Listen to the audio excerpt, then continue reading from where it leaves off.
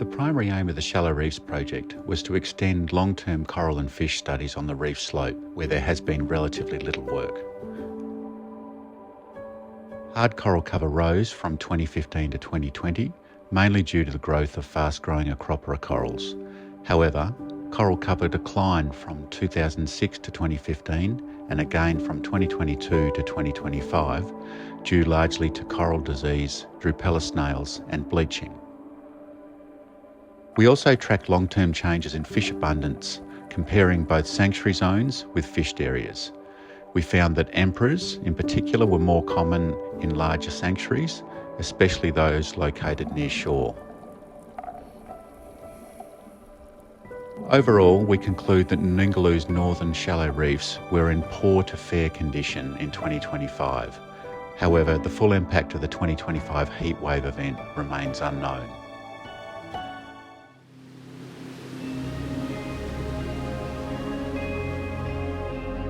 Most research on coral reefs has focused on the shallow areas where the coral and fish are abundant, colourful and rich in diversity.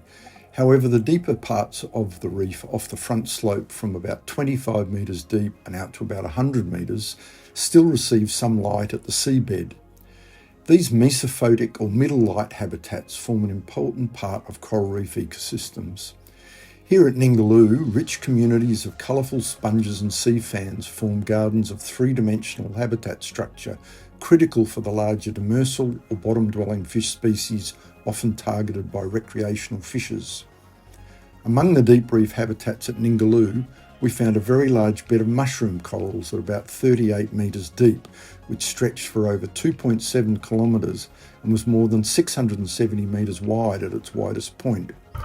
In all, we identified 6 important categories of deep reef habitat at Ningaloo and found that the fish communities that use each of these habitats are quite different.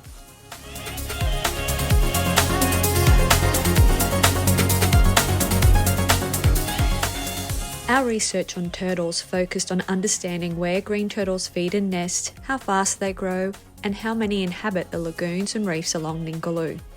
Green turtles that nest at Ningaloo arrive from as far away as Shark Bay and the Kimberley, sometimes over 1,000 kilometres away.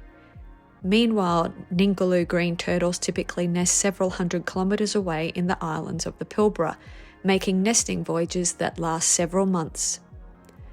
Aerial drone surveys revealed surface densities of around 10 turtles per square kilometre.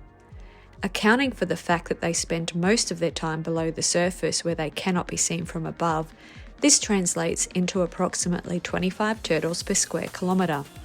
This was consistent across sites spanning over 100 kilometres, meaning that Ningaloo's lagoons are home to thousands of resident green turtles, making it one of the world's most important turtle conservation areas.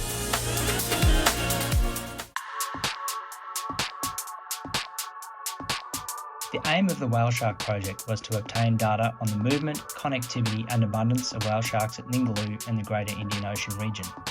Satellite tagging showed that whale sharks moved up to 3,000 kilometres away from Ningaloo, with animals moving north between June and November before returning south as water temperatures increased. Overall, females departed Ningaloo earlier than males and spent slightly more time in offshore waters. There was little difference in the movement, depth and temperature use of whale sharks related to size, and small differences between males and females.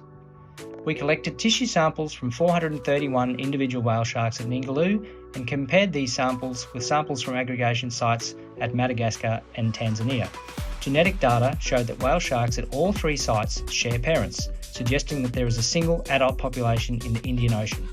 Using data on the number of full and half sibling pairs from all the samples, our preliminary estimates of adult abundance is around 5,000.